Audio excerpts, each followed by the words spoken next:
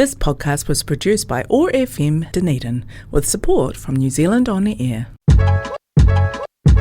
The Science Notes podcast on OAR FM Dunedin, brought to you by the Division of Sciences at the University of Otago. I'm Dave McMorrin. Over the next half hour, I'll be chatting with a graduate science student about their research, their passion for science, and the things that fuel their creativity.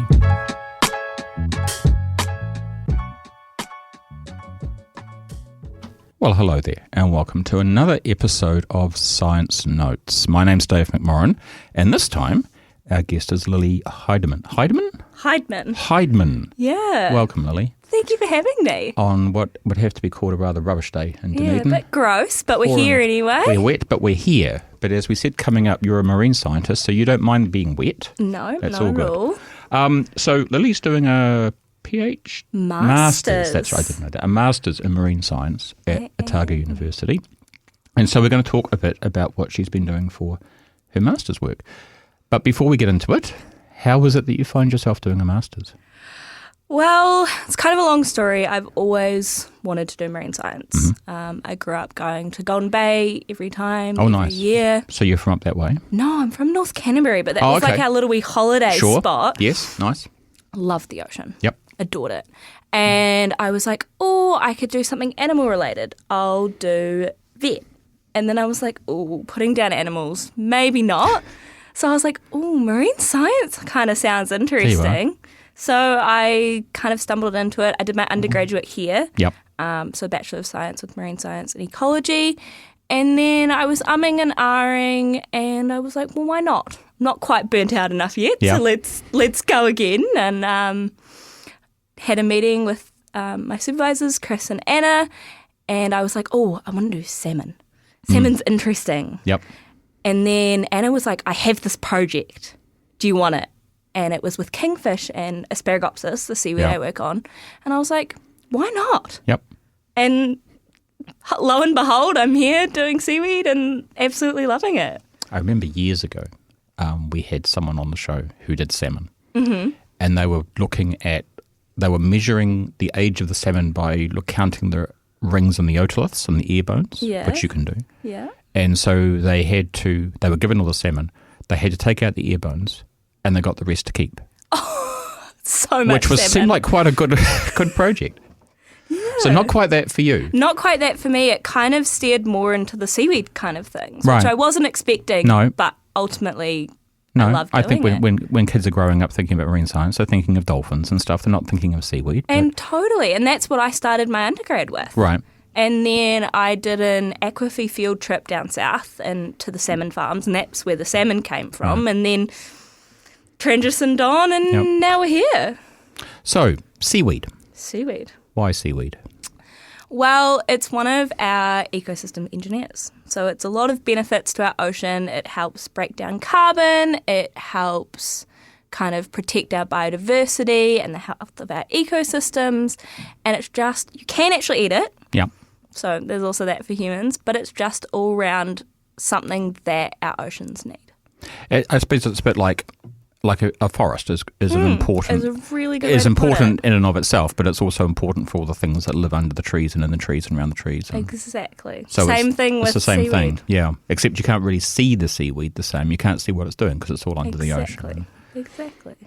So, in particular, you were interested in Asparagopsis. Asparagopsis armata. I've been practicing, right?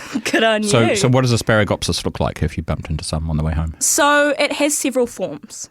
So it has the gametophytes, which are long branches that have kind of tiny little hooks on the end, and it's red. Right. The form I work on are called tetrasporophytes, which are tiny little pom-poms that can float up in our oceans. Right. Are these things that we might have seen at the beach?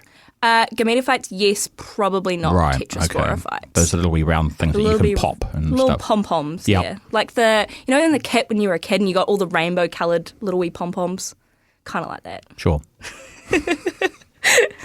And then the third type is a charosporophyte, which is similar to the gametophyte. Right. Morphology. And you're particularly interested in this one because? So tetrasporophytes have a larger surface area to volume ratio. So it helps us understand nutrients either easier in uptake because of that large surface Right, area. so there's larger surface area, more options for nutrients to be absorbed, Exactly. more nutrients in them, easier to measure. Exactly. Sure. And have people done research on this particular seaweed before? Yep. So Asparagopsis taxiformis is there's 7 different taxonomic types. Right. 3 that are kind of used. Taxiformis and Amata are found in New Zealand. Amata's native to southern Australia and New Zealand, but is actually invasive in the Europe and Mediterranean, Right. which is very interesting. So it's over there as well. It's over there as well. It's kind of worldwide. Yeah, I forgot your question. Sorry, I got distracted talking about different types. So why that one? It was just the one I had access to. Right. Really. Okay. Sure. Yep. So it's not endemic. It's not native to New Zealand. It is native to New Zealand. Right. Your one is native to New Yeah. Zealand. Cool. So that's always interesting then, because it could be a bit different, and if it's useful, that's interesting. Exactly. Yeah. So to study it, do you have to go to really weird parts of the world, or do you just have to go off the beach in Dunedin? Or So to start with, I work in collaboration with CH4 Global, the methane reducing startup company. right, And so I did a lot of my research with them in Northland, right, and then managed to get some seaweed down in Dunedin and did a bit of research down here. So that's kind of how I got access to it. is it easily accessible, or do you have to? Does it live quite shallow in the ocean or deep, or? I'm not quite sure. I only really see the gametophytes in the ocean. The Right. tetrasporophytes are kind of cultured. Okay, sure. So Yeah. you don't have to get them you don't have to jump on boats and. No, I get horribly seasick. So me and boats, despite being a marine scientist, are not actually friends. Sure. Good. So then you've just kind of alluded to this, but why then the particular interest in this particular seaweed? Right. So Asparagopsis has what we call bromoform. So bromoform is a compound, an anti-methagenic compound that reduces and inhibits the methane production in ruminant animals. Right. Yeah. So for context then, this is the whole issue about how livestock, and in particular I think cows Yeah. in New Zealand and everywhere, but it's a big deal in New Predominantly Zealand, in New Zealand, yeah. release a lot of methane, which is a greenhouse gas. Exactly. Commonly burps and farts. Indeed. Yes. Slightly inappropriate, but yes. And interesting, I can't even speak today. In New Zealand, agricultural methane emissions makes up about 37.5% of our total greenhouse gas budget. Right. So it's a significant portion. So that's like including the cars and the Including trucks the and all that cars sort of stuff. Yeah, it's still a Exactly. third, Yeah. which is to do with how many cows we've got, I suppose. And our big export industries and Yeah. all that. Yeah. So it's kind of a big deal. Slightly a big deal. And the methane comes about, from the little bit of reading I've done, just as a byproduct of the way that the cows it's a byproduct of how the cows digest the grass, but then the products of that getting turned into methane by microbes that live in the cows' stomachs. Yes. Right. Exactly. So the idea is to try and find a way for that process to be inhibited, Exactly. and the bromoform in the seaweed does that somehow. Exactly. Do we know how? Something to do with different compounds and H2, hydrogen, and something in there just inhibits it. I'm not sure directly. Yep. But This chemistry's not chemistry's what you're not focused my on. strong point.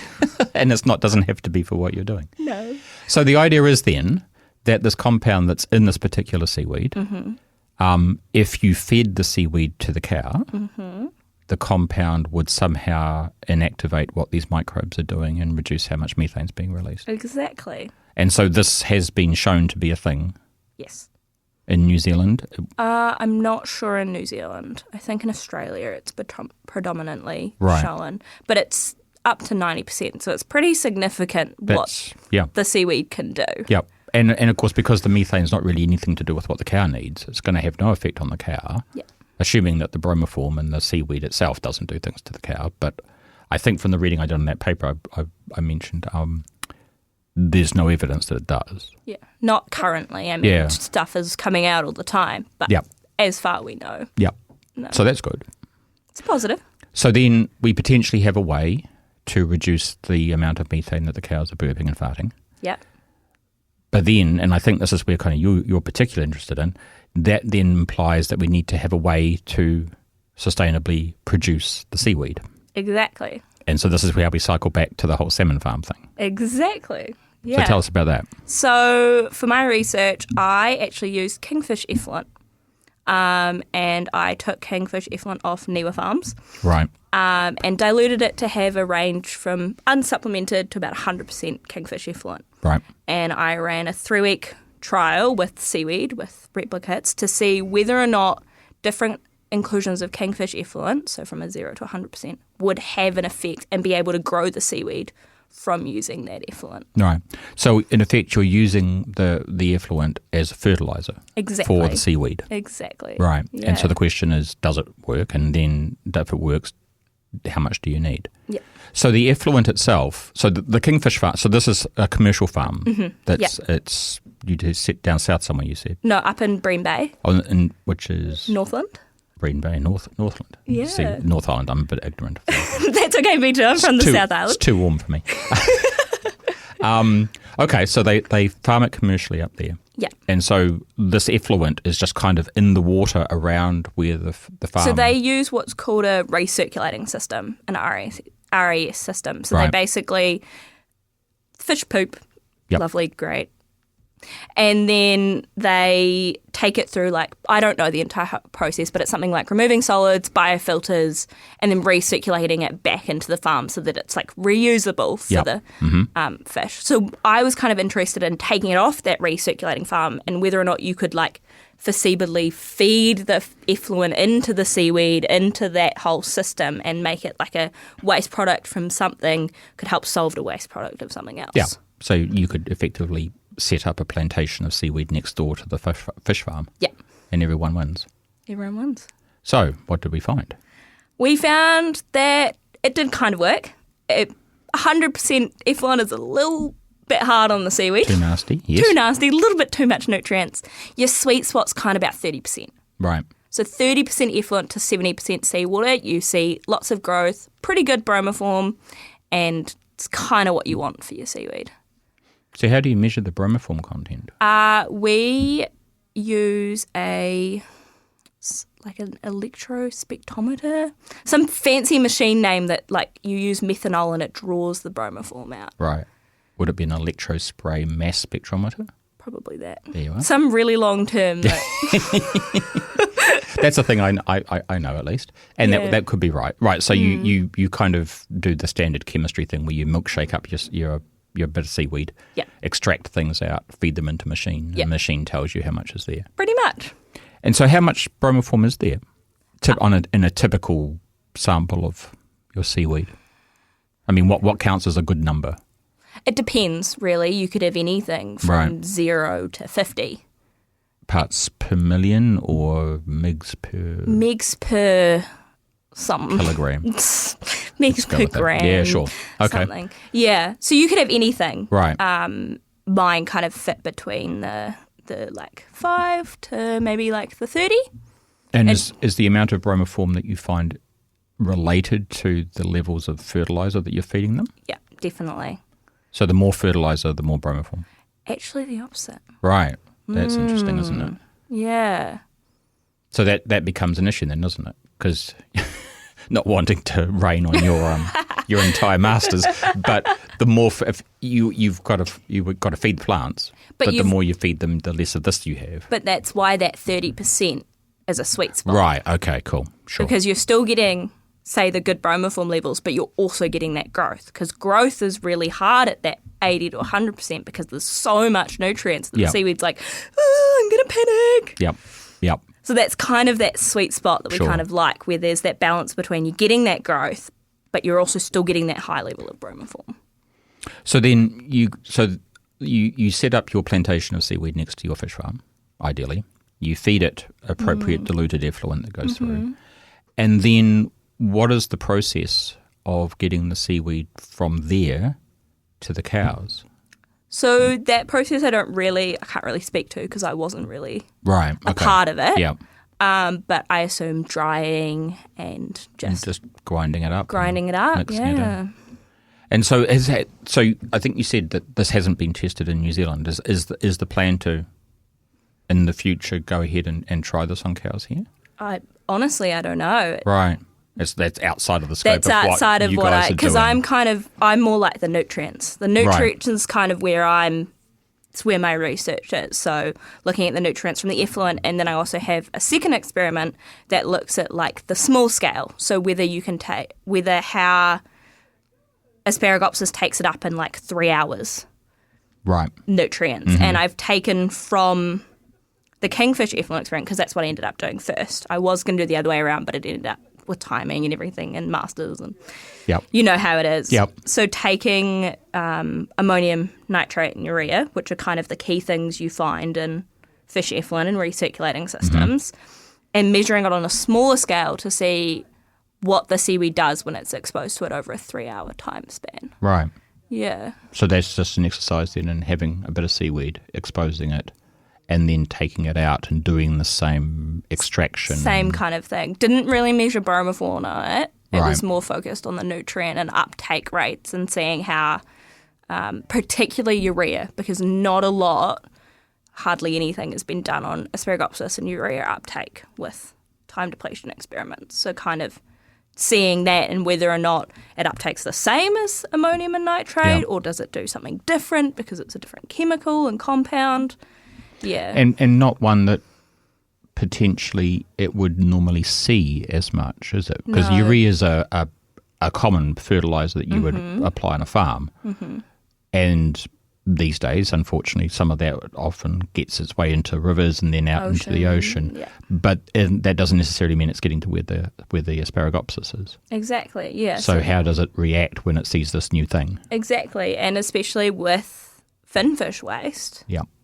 And if that's going to be a sustainable fertiliser for Asparagopsis, we kind of know how ammonium and nitrate reacts, but how does urea react? And that's what I'm kind of still working on figuring out, but getting there. So is that both in terms of, I suppose another question.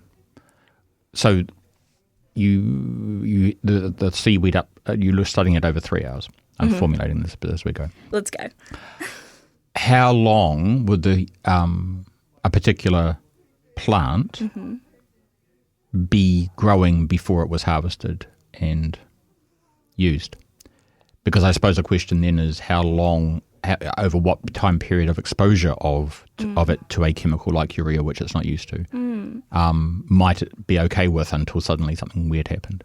Well, it's kind of what we're still testing for the kingfish. I call them my kingfish experiment, my uptake experiment, to kind of determine them. For my kingfish experiment, it kind of did okay, and those were long term, like 3 to 4 days. Right. For the uptake, which is 3 hours, which is definitely different time scale, it definitely uptook it. And when exposed to all three at once, it still kind of liked it. Right. But it's still trying to figure out to what extent compared to, say, ammonium and nitrate does it like. Sure. Yeah. So how far through are you in your master? You're second year now? Second year. I'm hoping to finish end of this year. Yeah. So you're well into like the data analysis type aspect of it. So if you had to summarise what you found. Well, like we talked about, that kind of 30%. Sure, yep. That's what we found from the kingfish effluent. Yep. From the uptake, we kind of found that similar to other papers in the past, Asparagopsis kind of does a surge uptake. So initially at 5 minutes, like any other nutrient, same with ammonium and urea, it uptakes really quickly. Yep. And with nitrate, what's really interesting is about 60 to 90 minutes, it shows another huge uptake, which is very interesting. But only with nitrate. Whereas ammonium is kind of gradual, and urea kind of does a big down with its surge uptake and then kind of trottles along in between the ammonium and nitrate. Yeah. So it's almost like initially everything's just being absorbed just because it's being absorbed. But then after some period of time, the plant's actually going, hang on, let's do something different now to specifically get more nitrate. Yeah. So it was kind of interesting. Is that a phenomenon that's known? A little other things? bit. Yeah. A little bit. A paper back in 1987 by Thomas and Harrison found that with a couple other seaweeds. Right. But it's something, initial data analysis kind of thing. So I'm still kind of working my way through and figuring out why. Yeah. And I guess that's what my discussion's for eventually. Yes, because that would imply maybe that the seaweed needs to have more nitrate than the others. And that might in turn influence how you set up your nutrient mix for them. Yeah. Yes, maybe you change your effluent. Don't know. Still kind of in that kind of grind at the moment. Do you think this idea of setting up your seaweed plantation beside the fish farm, would that apply to other types of fish? Yes. Is the effluent kind of the same regardless? From what I understand, it's kind of similar. Right. I mean, it depends what system, like whether you're open ocean, like cage farms, or you're on land and kingfish and recirculating. Kind of depends, but I would say it's pretty similar. Right. So it's applicable. If it turns out to be a good thing, then it's applicable to all applicable sorts. for other species. Yeah. Cool. Yeah. And there's been a bit of stuff done in the literature with seaweed and effluent and stuff, but not heaps with Asparagopsis in New Zealand. Yeah. Cool. And because it's a local one, then it's an interesting and a good one to study. Exactly. Cool. Yeah. So, finishing the Masters this year. Finishing the Masters this year. And then? Writing bursary, hoping to publish a couple of papers, as probably everyone says, but then I'm actually going travelling. Yeah. Yeah, I'm going to go teach at Camp Canada. Oh, nice. Next year, and maybe do some solo travelling and just see the world a little bit. I've been here for 5 years, so I think it's about time to spread my wings and you can now. Have a little adventure. Yeah. You got a Vancouver t-shirt on. Are you off to Vancouver or?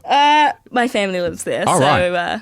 It's a lovely place. Shout out Canadians from Vancouver. Yeah, lovely place. We went there. Actually, the weather was very similar when we were there to what it is outside today. It was awful weather, but it's a nice place. So. Yeah, it's gorgeous. I love around the islands and stuff, Yeah. Hornby Island in particular, and being around there. But yeah, definitely visiting my family overseas and seeing where the world takes me, pretty much. Yeah. So maybe a PhD, more research down the track, or potentially something that my parents love to tease me about. Thanks, Mum and Dad. But potentially. Depends. Yeah. I would be totally open to coming back and doing IMTA stuff, the integrated multi-trophic stuff that we've been talking about. Yeah. But seaweed's now my new passion. Yeah. So thanks, Anna, for that one. So I suppose you go away, you give it a year or so, and if the itch is there, then I'll come then back you come and back, see how I'll do. But for the moment, I think the travel itch needs to be a little bit scratched. Sure. Yeah. Excellent. Well, thank you for coming in and talking to us a bit about what you've been up to. Oh, awesome. Well, thank you for having me. No, you're very welcome. And thank you everyone out there for listening. We will go out with a piece of music that Lily has brought along. And the piece of music is...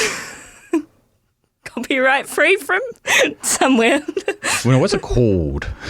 Upbeat music. It's just some music, what you like. Exactly. And what's wrong with that? Or Thank you. Okay, thanks everyone.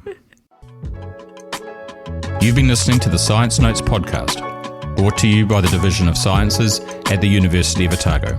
To listen again, or to find other episodes in this series, go to Otago Access Radio's website, oar.org.nz, or to your favourite podcast platform. This podcast was produced by OAR FM Dunedin with support from New Zealand On the Air.